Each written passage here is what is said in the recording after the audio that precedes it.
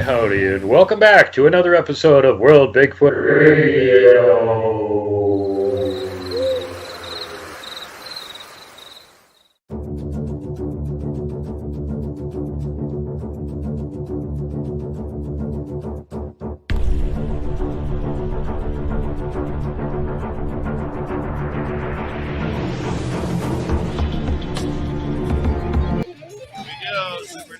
Bigfoot Radio. How you doing, buddy?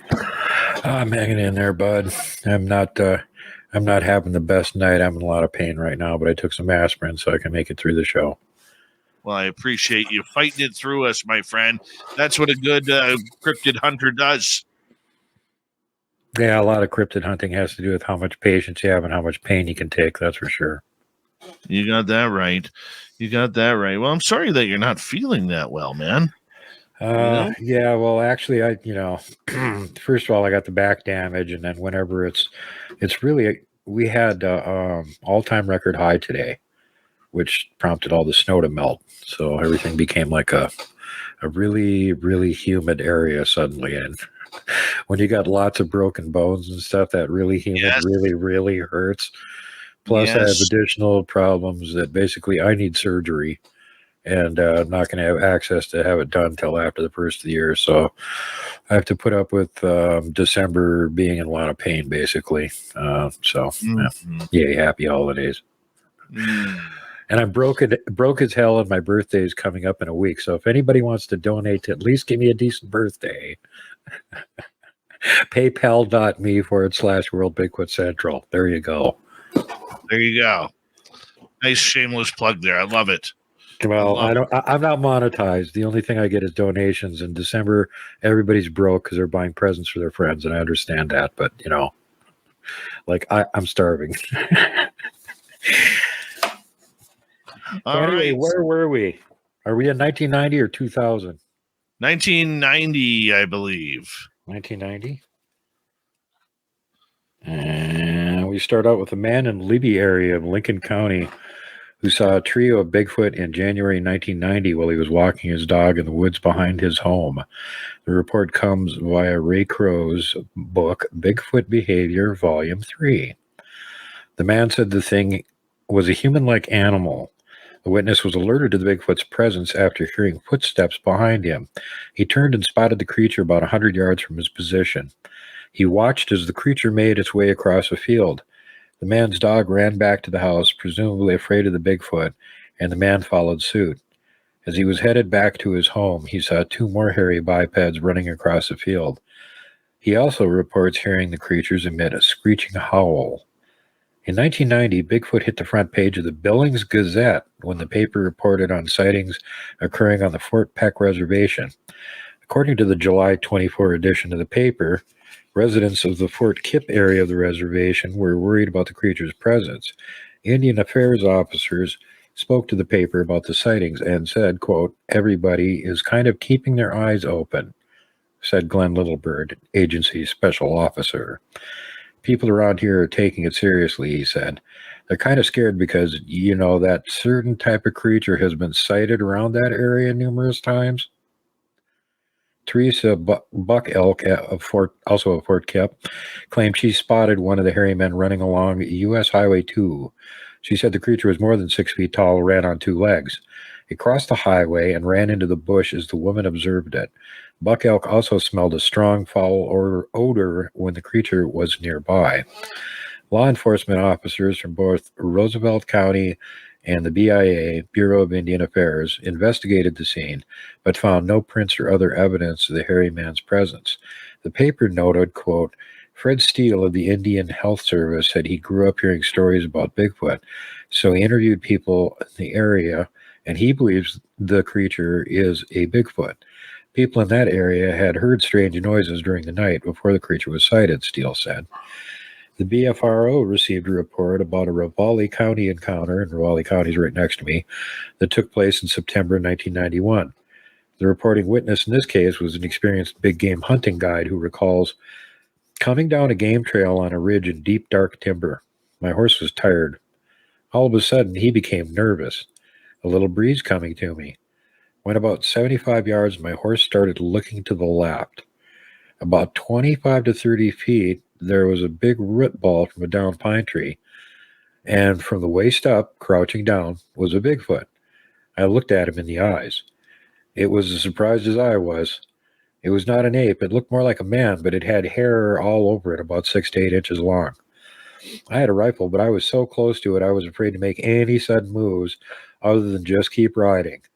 I'll never forget, and someday if funds are available, I'd like to make an effort to find it again. BFRO investigator John Salmon followed up on the report and had a phone conversation with a witness. Salmon gleaned a few other details from speaking with the man. The Bigfoot had reddish-brown hair that covered its body. The facial hair was thin and did not cover the entire face. Skin was brownish, and the face was more like a man than an ape. The witness believes the creature was male, since no breasts were visible. The Bigfoot was large, with estimated 35 to 40-inch wide shoulders. Height could not be determined because the creature was crouching behind the root ball during the sighting. Salmon found the witness credible and points out that the man's extensive experience as a game guide had made him familiar with a wide range of large animals in the region. 3 people hiking in the Gallatin National Forest in the summer of 1993 saw a massive creature running through the woods. It was June 3rd, and the trio was in the Portal Creek area late in the day. Portal Creek. Concerned about an incoming storm, they decided to double time down the west side of a windy pass so that they could make it back to their vehicle before fall weather came in. They heard something that was a distinct sound and not part of the wind that was blowing. Something they thought was a howl. When they reached a clearing, they again heard what the reporting witness described as a howl that sent a chill up his spine. Moments later, the hikers saw the creature that had apparently issued the sound. The witness described the moment in a BFRO entry. Quote, something massive and dark and clearly running on 2 legs ran through the brush about 60 yards away and disappeared into the forest. I don't think any of us moved or spoke for about 5 minutes until we heard the howl or yell again, this time pretty far off and in the opposite direction than we were heading. We got out of there in a hurry. The July 1996 edition of the Montana Standard reported on the discovery of 14-inch footprints that were cast by researchers Shannon Kelly and Kelly Cundiff northwest of Helena. The pair said the tracks were discovered west of Canyon Creek. The researchers were drawn to the area after a number of reports led them to believe a Sasquatch was in the region. According to the paper, it seems that last year, miners familiar with the forest and most of the things living in it heard screams in the night, unlike the sound of any animal they had heard before, Kelly said. So on the 4th of July, Kelly headed into the area in search of whatever had spooked the miners. On Friday, Cundiff joined him in his search. Then, on Sunday afternoon, Cundiff spotted what the two had been looking for, a large print embedded in the hard soil, he said. The prints were described as ape-like, and something had pulled up plants in the area. Kelly estimated the weight of the creature that left the tracks to be at least 400 pounds. The pair planned to return to the site, and Kelly himself told the paper he would be in and out of the area throughout the summer. Ray Crow's Bigfoot Behavior Volume 2 book lists an interesting sighting from 1997 involving an Immigration Service employee. Eldon Garvis was at the U.S.-Canadian border, 27 miles north of Harbor on Highway 33, the St. Joe Road, when he spotted a Bigfoot in a roadside ditch. Garvis's sighting was somewhere between the first through 15th of February, and was around 12:30 a.m. Garvis saw the creature as he passed by and estimated its height at about 5 or 6 feet. It was covered with hair and was black in color. Garvis returned to the scene later and found 3-toed tracks in the snow. It was clear from the tracks. Whoops, excuse me. What were you saying, Dave? I said weird 3-toed tracks. Yeah, there shouldn't be any 3-toed tracks out here. That one kind of got me too. It was covered with hair, black in color, 3-toed tracks. It was clear from the tracks the creature had turned around and retreated back into the field that it had come from.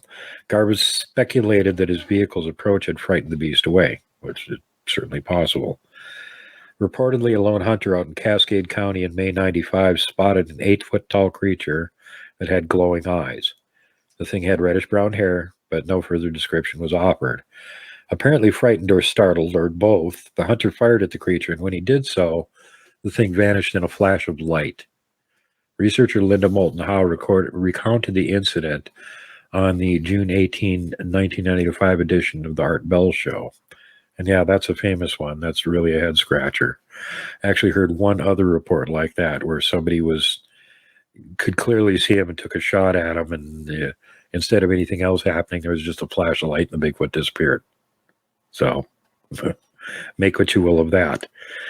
Again, from the book In Where the Footprints End, Volume 2, authors Joshua Cutchin and Timothy Renner report an encounter from Glacier National Park. The incident occurred on July 30th, 1997. The witness, Travis, was working for the park doing maintenance and cleanup. He and another unnamed park employee were dispatched to clean a campsite area in the park and had encountered a horrible, overpowering smell, which they described as like a dead skunk.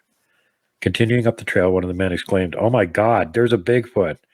The pair saw the creature lying on its side, tearing into a rotting tree. The loud exclamation from the witness alerted the creature, and it jumped to its feet. Travis reports that he felt instantly nauseated. The park radio the men carried suddenly crackled with static, which apparently upset the Bigfoot because it started shaking all over and then let out a ferocious roar. This was enough for the two witnesses, who promptly fled the scene. Reportedly, Travis was advised by some employees of the Forest Service to keep quiet about his encounter, telling him that no one would believe him and that others would make fun of him. Travis ignored the advice, shared his encounter, and started asking other park employees questions about Bigfoot. The bizarre twist in the story, according to Travis, a federal agent showed up in a black Ford Explorer to intimidate him for asking questions and talking about Bigfoot.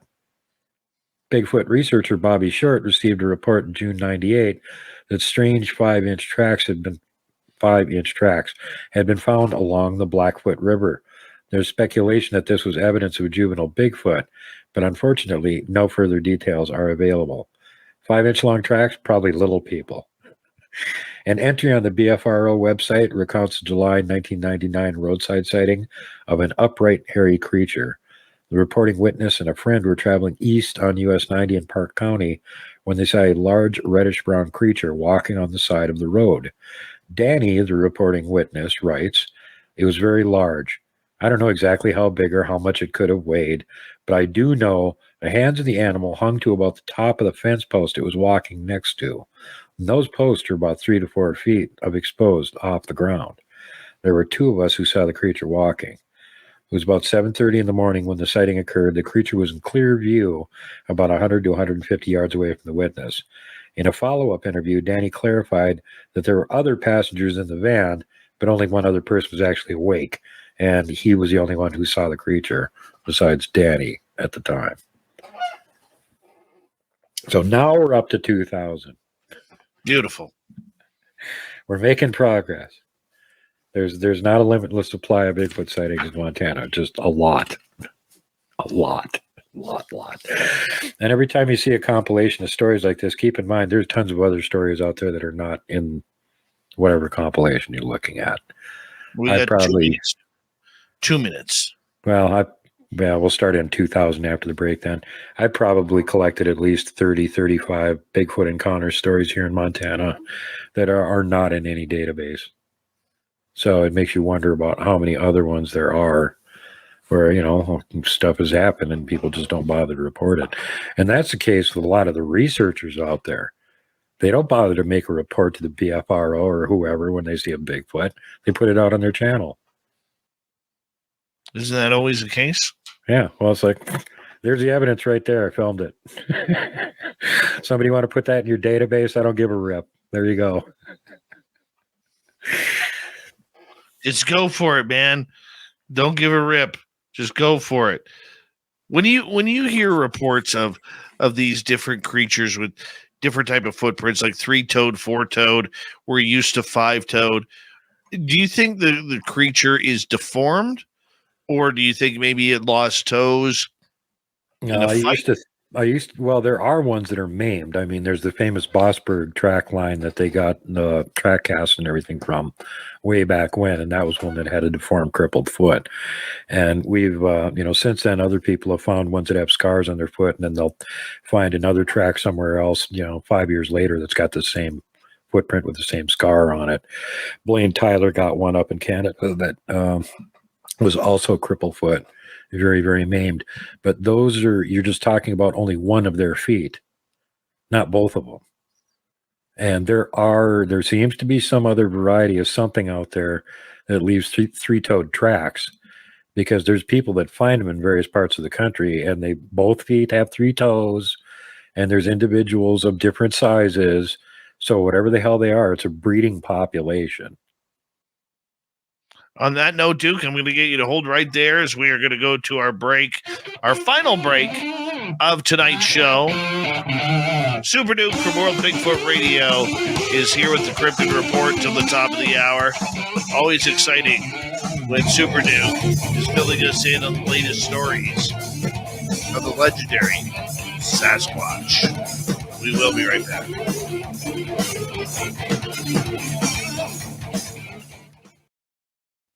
Super Duke, the handsome report with Super Duke. Super Duke is doing lots of guest appearances these days. I was just on the Universal Dialectic last weekend, and next week I got to be on, some show in Australia, and then I got another one to do tomorrow, and it's like, quit pestering me. I'm trying to get my documentary done, which, by the way, I pretty much got it, the first half an hour of it done tonight, but I still got to put in captions and get the narration voiceover for that recorded and slapped on there, and then I'll have that out by my birthday on the 13th, so I'll probably have like a live premiere on the 13th on my birthday. Nice. Yeah, well, it took me freaking long enough, but that was because I was actually like putting part 2 and part 3 together, so that when I get to the point where part 1 is actually done, it'll be a lot faster putting the other 2 parts of it together. It has to be done by April to show on the big screen in Nebraska at the conference there. Right. Yep. I got to find my passport before then. You better. They won't let you in the country. You'll have to, jump on the back of a Bigfoot and have them smuggle you across a border or something. I know. It's terrible. You can just portal. If you get friendly enough with one of them between now and then, you can get them to portal you over. Right? Right. And I wish I could do that. I don't like that, driving all that damn ways over there. Of course, we document it in the documentary. You get to see all the pretty flat and western looking scenery in between here and there. It's part of the reasons why this whole spaghetti western thing started creeping in, because when I started looking at all the video we shot on the way and over and on the way back, I started going like, all this needs a spaghetti western soundtrack, because it's exactly what they were wishing they had the scenery to shoot when they were over in Italy filming those things in the 70s and the 60s. Right. Find a place in the country that looks like the American West. Okay, we scouted the location. Okay, let's film it. Like, well, we're accidentally driving through all this stuff that looks like a spaghetti western. We're like, might as well put the soundtrack in there too. Right. Yeah, I was kind of impressed. I didn't think there was anything that looked like that outside of the Southwest, and boy, was I wrong. It looks more like the spaghetti westerns in the Southwest with Monument Valley and all that does actually. All right, we got 30 seconds here, Duke.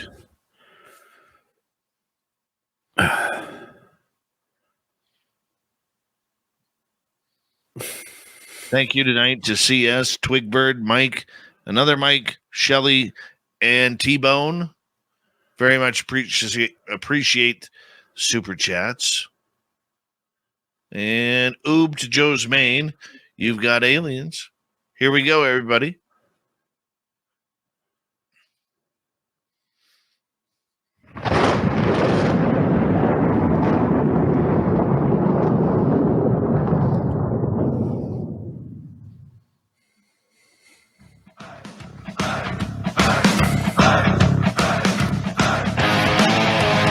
Here we go with the final half hour of Spaced Out Radio tonight. Good to have you with us. My name is Dave Scott. Very much appreciate earning your listening ears. Reminder to all of you that if you missed most of this show or others, check out our free archives by going to youtube.com/Spaced Out Radio. Do me the favor, hit that subscribe button. Our website, spacedoutradio.com. We have a plethora of features for you.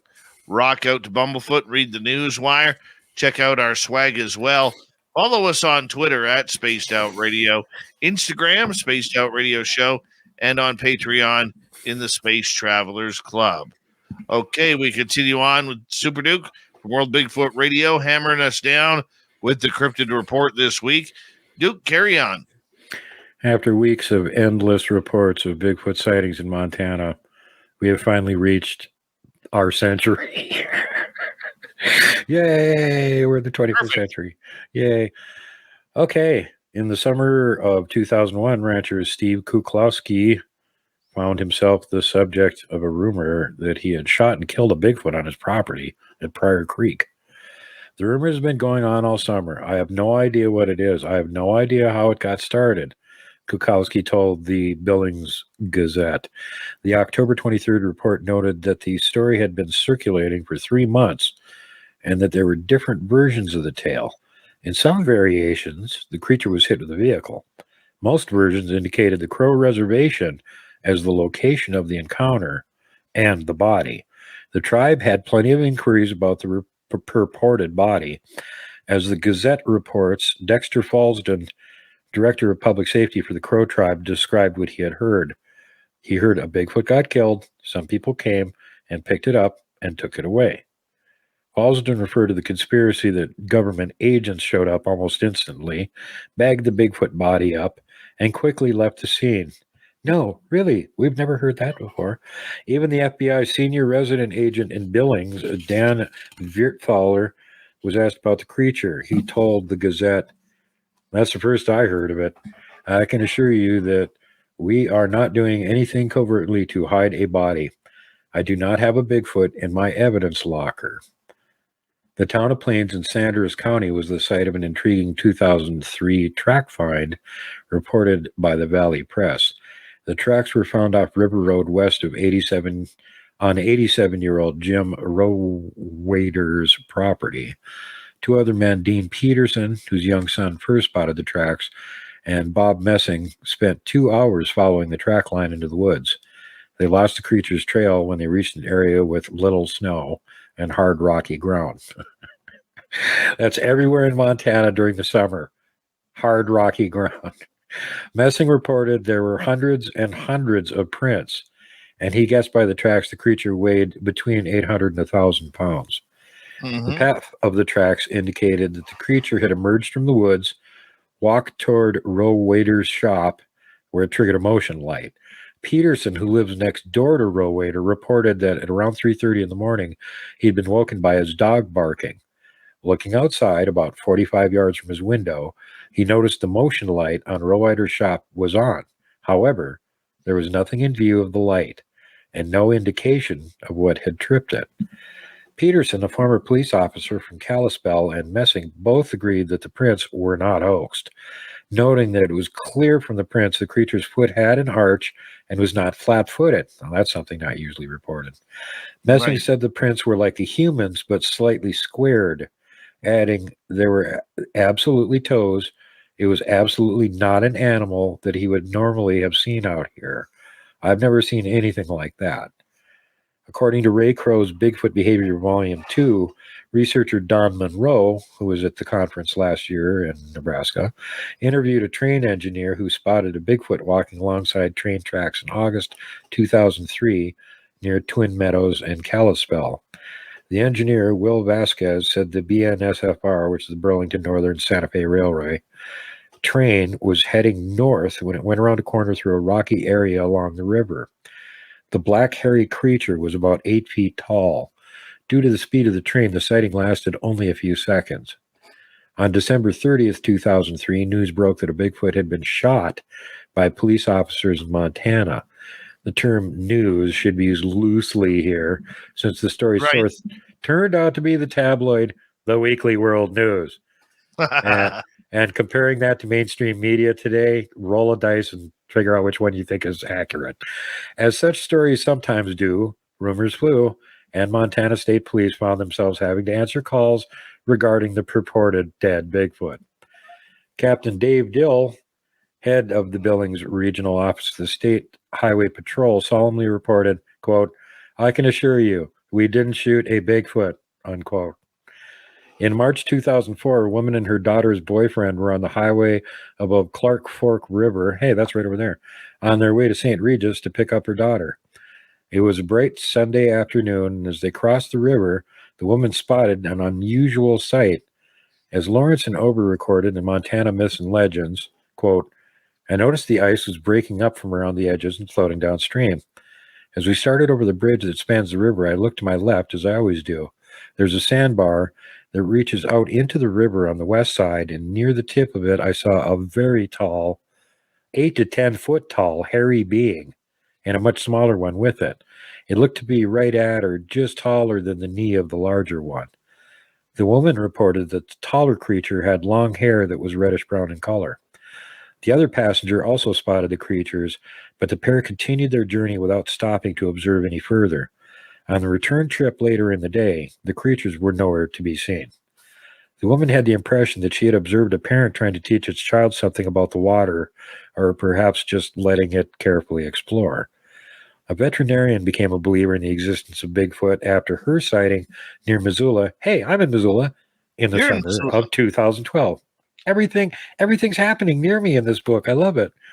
The unnamed witness was hiking around her family on the Waterworks Trail. That's about 3 miles that way, around noon on July 20th. And the Waterworks Trail is like literally in town. You can see trees on it. So, she's hiking with her family on the trail around noon on July 20. They stopped for a quick break and observed a large, dark creature on the far ridge next to some power line poles. The creature stood completely still for 5 to 10 minutes. The witness stared at the figure, trying to comprehend what they were seeing. The creature suddenly turned, took several large steps, and vanished over the ridge. The witness's daughter was able to capture a photo on her iPhone, and the shot was posted on the BFRO website. The reporting witness told a BFRO representative that she knows without a doubt she saw a Sasquatch. While the photo unfortunately doesn't offer much in the way of evidence because cell phone, the sighting is intriguing. A number of Bigfoot researchers have noted the frequency of sightings and accounts that involve the creatures being in close proximity to power lines, and this sighting falls in the same spectrum of such accounts. I'd like to Now, cut you off right there for a second, because in my area, it's the dogmen that are sighted near the power lines. yeah, I don't know how many dogmen we have around here, not as many as we have Bigfoot, but it's pretty common for the Bigfoot to be around the power lines anywhere. And Yeah. whether it's because there's something to do with the electricity, or it's just because it's a big straight line cleared through the woods already prepared, which is pretty damn convenient if you think about it. They do hang around them. And Blaine Tyler's had a ton of luck going just to areas like that up in northeast Ontario where he's at. and walking train tracks, or the great big cuts that they've got for the power lines and stuff there. And he's getting stuff there all the time because there's hardly ever anybody walking through there. Humans don't Right. walk through there. So as soon as you walk through there, you got their attention. Hey, there's a human walking through here. Let's follow him and be nonchalant. Now, Then you is got that area- Blaine taking selfies over his shoulder and getting them on camera. Is that area in a state park, a national park, Which one? the one you were just talking about? Well, everything here is a state park, isn't it? Waterworks Trail? No, it's right on the side of town. I mean, it's like literally if you're standing in downtown Missoula, you can look at Waterworks Trail from downtown. Right on. Right on. I'll let you continue. Yeah, one of the reasons is because the fires here, they cut down all the trees on the adjacent sides of the mountain next to town. So when the next big fire comes into the area, it can't burn right into town because there's no trees on the side of the mountain. This, however, has the reverse effect during the winter when there's a lot of snow and you get avalanches, which wipe out the hills at the houses at the bottom of the mountain. But you can't have it both ways. So anyway, back to the story. Labor Day 2004, Bigfoot was spotted northeast of Helena, Lewis, and Clark County on the Missouri River. Ray Crow reports the sighting in Bigfoot Behavior Volume 3. The witness was fly fishing on the river when a rock came zipping through the air and splashed into the water a few feet in front of him. Apparently, the man brushed the incident off, but a few moments later, another rock came. As he reports, quote, I was thinking about changing my flies when dang if another rock didn't come flying out of nowhere, splashing in front of me. Saw old Bigfoot in a sitting position on the bank. It reached down, pulled up a big rock with one hand out of the river, and heaved that sucker underhand at me. Man, here comes this rock at me with perfect aim. The witness managed to duck the rock just in time to see the creature grab another one to throw. The man then wisely took the creature's hint and fled from the location. In May 2006, a Democratic candidate for Flathead County Commissioner made the news when it was pointed out that he had reported an encounter with Bigfoot. Don Avery was a former administrator for the county and had detailed his experience in a January 2005 blog post. The post, now removed, recounted his sighting of a Bigfoot in Washington state in the early 2000s. According to Browning's Glacier Reporter, Bigfoot activity was kicked up on the Blackfoot Reservation at the beginning of 2006. The March 2 edition of the paper ran a story about Butch Schilt of Kiowa Camp. Schilt took his kids out on a New Year's Day in 2006, and the group discovered tracks that measured 18 inches long, 10 inches wide. Schilt said the stride was at about 39 inches. Yeah, pretty good sized tracks. According to the newspaper, quote, I took my kids for an outing on New Year's Day, said Bruce, who lived near Kiowa Camp in Blackfeet County. I took them up to Cutbank Creek to play. We were on our way home, but we drove up toward the mountains by Grandpa's Lake. Tony Ray found a footprint, and we came back and took pictures and took them to Fish and Wildlife, and they checked it out. Schilt's kids had discovered a line of 30 to 40 large tracks in the snow. Quote, the footprints looked like barefoot human footprints, but they're about 3 times as big, said Schilt. They're frozen in the mud up there. Gail Skunkcap, director of Blackfoot Fish and Wildlife, investigated the scene and spoke with Glacier reporter John McGill. Quote, I've never seen an official document as to whether Bigfoot exists or not, but I've also not seen an official document saying there's ever been an injury to anyone by a Bigfoot.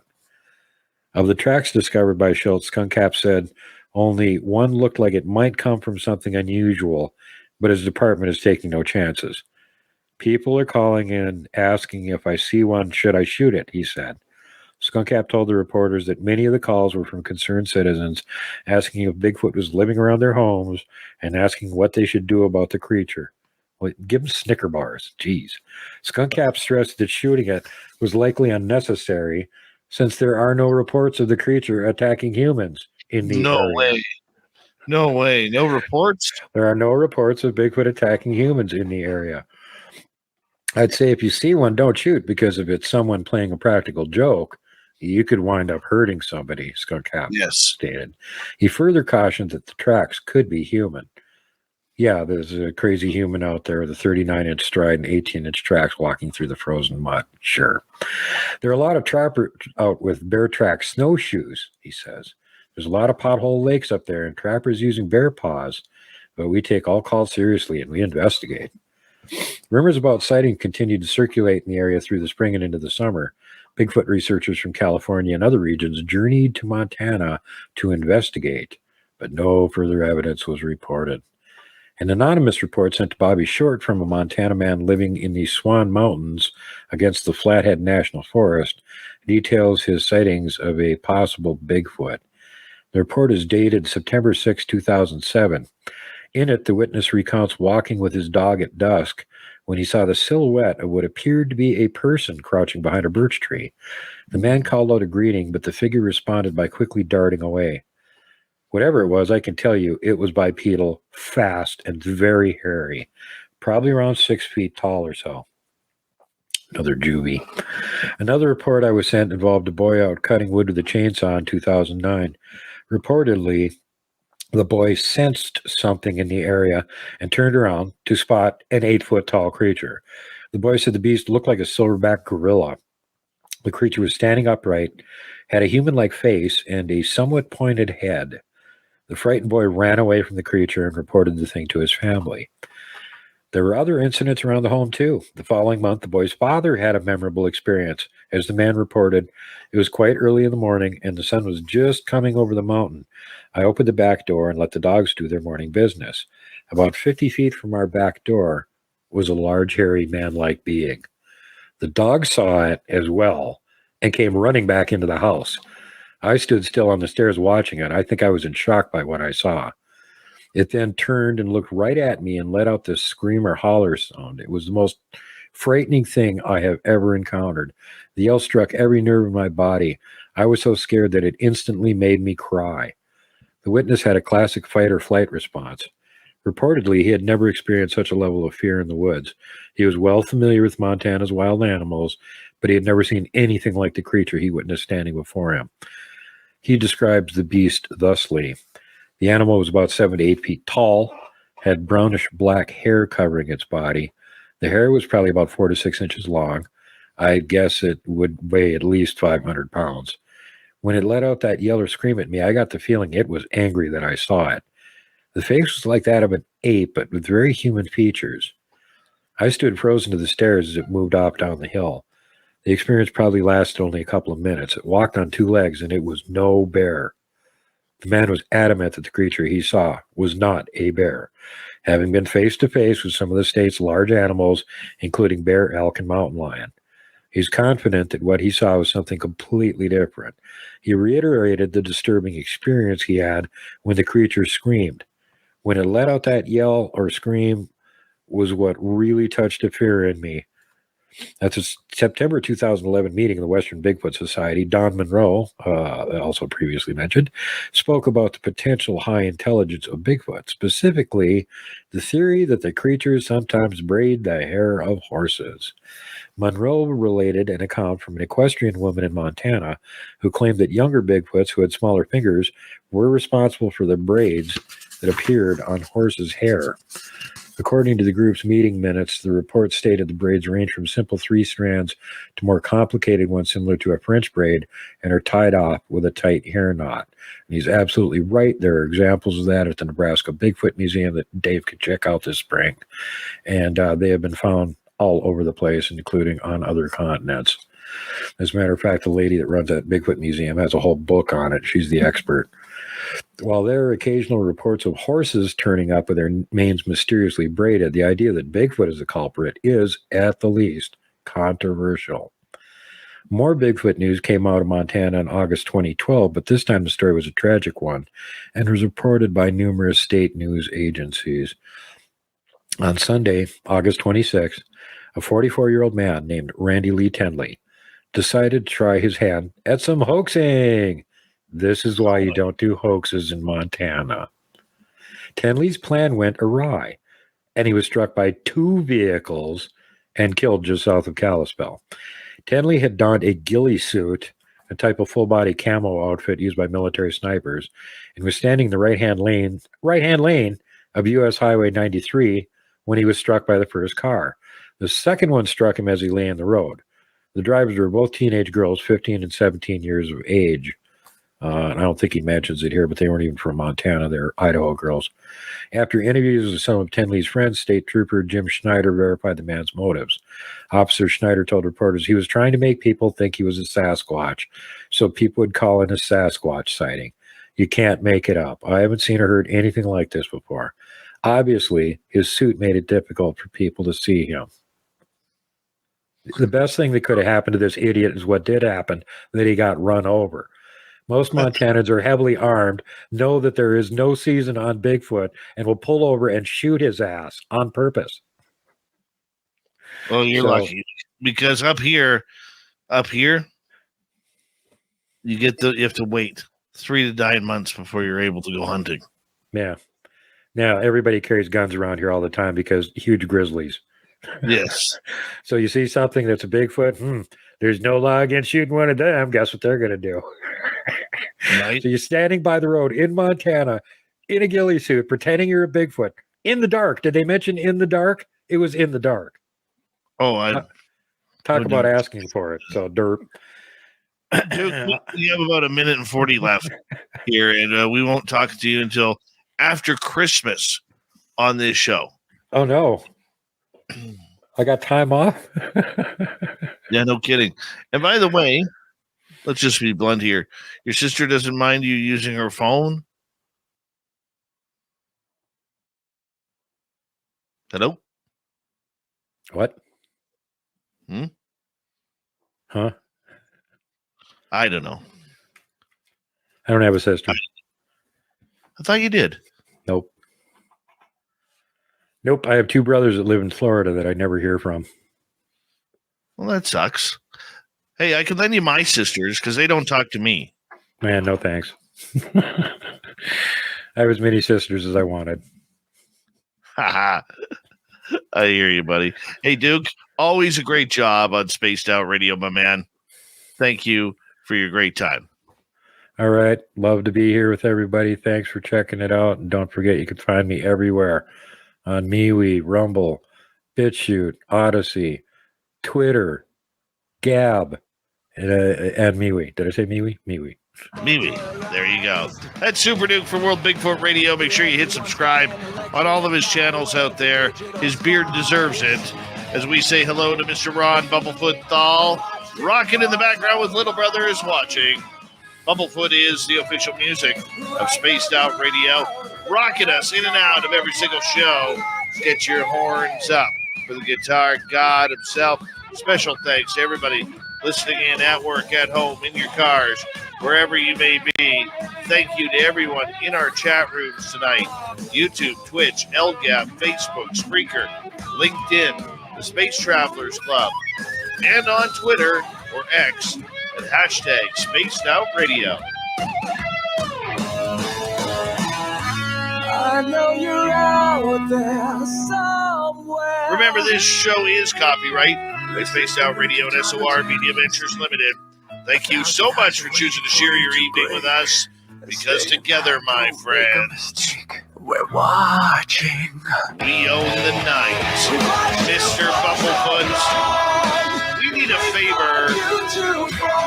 We need you to take us home. I know you're out there somewhere watching me. Yes, the Woo Train has docked for the night. But soon, my friends, we shall ride again. Your seats are always available. Your tickets never expire. And if you want to bring a friend, we've got room for them too. Good night.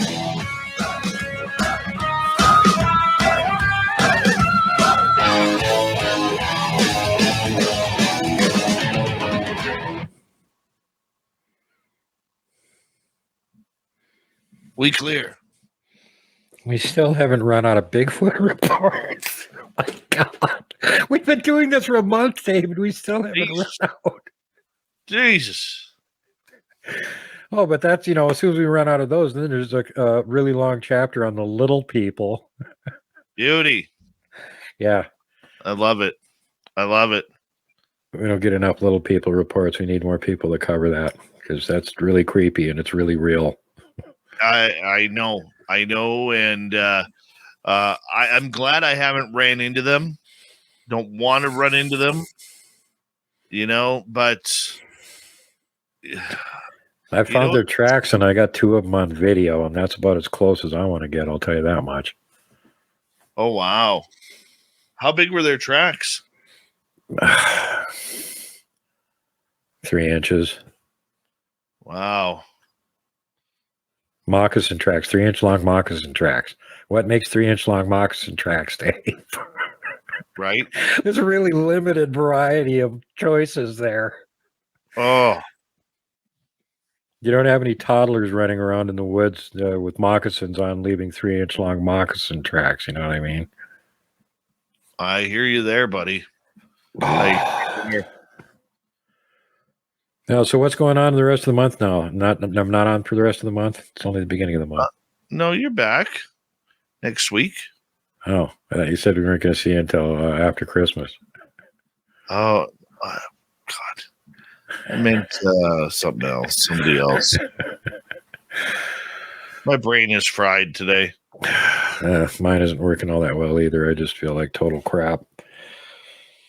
But I only got to survive another week, and it's my birthday, and then I survived 1 more year. But yeah, this month is going to suck really bad because no family or anything, And holidays are wonderful if you have family to spend it with, but if you're just spending it alone, it's just depressing. And then I got my freaking birthday this month too, so I get to have 3 depression fests in a row. So hopefully somebody will send me some ching so I can go see a movie for my birthday or something. I don't know. Oh, otherwise, I'll be sitting here doing nothing like I usually do, except video editing. Well, anyway. You know what? You're not alone in that department, my man. That's I've been telling everybody at the end of my shows, please try and remember people that are single or poor during the holiday season, help them out so that they don't have so they don't feel like committing suicide. Remember, a lot of that happens this time of the year. Yeah. But yeah, I got next summer to look forward to. I can go hang out in the woods with giant stinky mountain hippies, giant stinky mountain hippie nudists. I hear you, buddy. You got family all over the internet, man. Yeah. It'd be really handy if any of them lived anywhere near me. I'll tell you that. Oh, they sure don't. Duke, if you live near me, you could come over and have dinner at my place. Yeah, that would be fun. I spent Thanksgiving alone, too. Just sat here, made my own little miniature Thanksgiving and ate that. And actually spent most of Thanksgiving Day working on a video for the following day. So, yeah. Anyway, love you guys. I'll see you next week. And coming up, like I said, by gosh or by darn, somehow I'll have the first third of the movie all done and premiering on my birthday, so we can watch that. And that'll cheer me up at least. Rock and roll, buddy. All right, love you guys. Take care. I'm out of here. Arrivederci. Adios. Asti spumani. Oseo. Yate. That's Super Duke, everybody. Super Duke. He makes a good point there. But remember that there's a lot of people who over the holidays, they need us to broadcast. I know we're going to be having a repeat show, but our chat room will be open.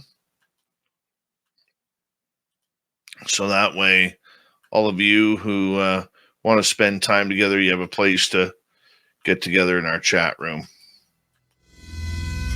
When the moon hangs high on the breast of the lake, and the bite of the wind is like a slap in the face, a legend of horror lurks in the haze. It's Bigfoot. A giant of a creature, all covered with hair, as tall as a timber and strong as a bear. Y'all better not go walking out there with Bigfoot. Bigfoot's coming, gonna get you, gonna get you. Bigfoot's coming, so you better watch out. Lock your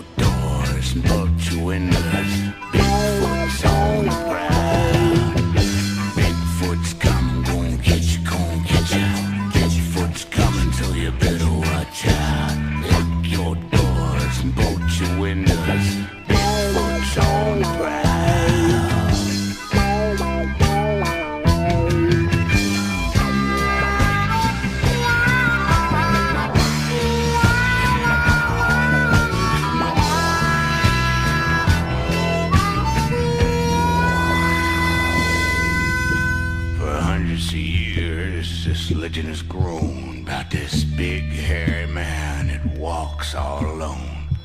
A mountain monster 10 feet tall called Bigfoot. From the tales of the traders and trappers to the image on Indian walls. From the Bear Paw Mountains of Montana to the signs of the Great Shastas. From the Flatheads to Blackfeet and the Shoshones, he must have seen them all. And when the sun goes down in the northwest woods, if you listen, you can hear him